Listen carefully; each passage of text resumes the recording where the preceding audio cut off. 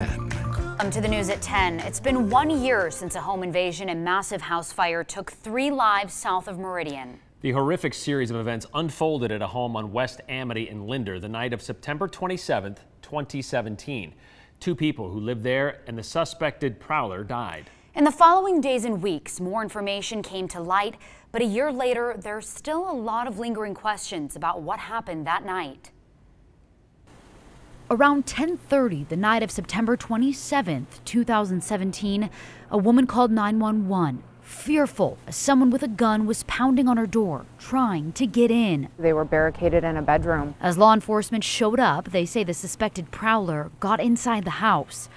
Deputies yelled at him to drop his gun, but they say he refused. At that time, there were multiple gunshots rounds that were fired. 2 deputies shot at the suspect, and he disappeared back inside. At the time, it wasn't clear if deputies' rounds hit the suspect or if he fired his weapon, and it still isn't.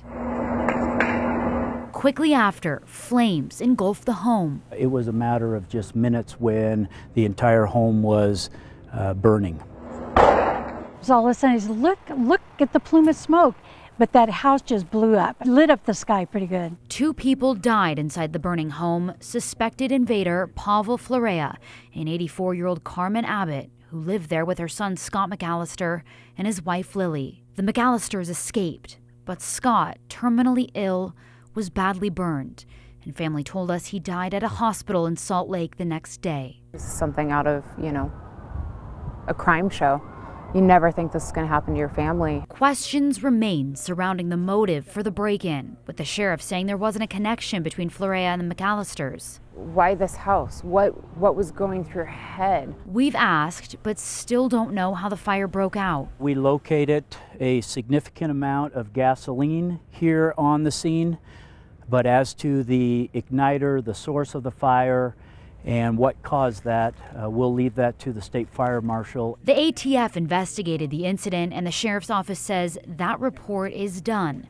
But also still unclear whether officers Sage Hickam and Chris Matkin killed Florea in the gun battle. The Boise Police Department led the critical incident task force and looked into the shooting. On Friday, they told me their investigation was complete and was sent to the Twin Falls County prosecuting attorney for review. Grant Loeb says he received autopsy results last week, meaning the file just became complete, and he'll review it to determine whether officers did anything improper or illegal. The sheriff's office and BPD say they can't discuss anything until those findings are released. A year ago, Sheriff Bartlett saying piecing together evidence was complex. As you can imagine, this crime scene is very large. He said they'd have to take their time and make sure that every piece of evidence is overturned so that the right thing happens and we're able to see this case through. And I do want to note all that interviews and all of that video that you just saw is from last year after that incident occurred. I talked to the McAllister family's pastor today to see how Lily is doing. He said she moved back east and is spending time with her family and kids, recovering and doing well. The Twin Falls prosecuting attorney says he hopes to release his findings soon, so I'll stay on top of this story and bring you anything we learn.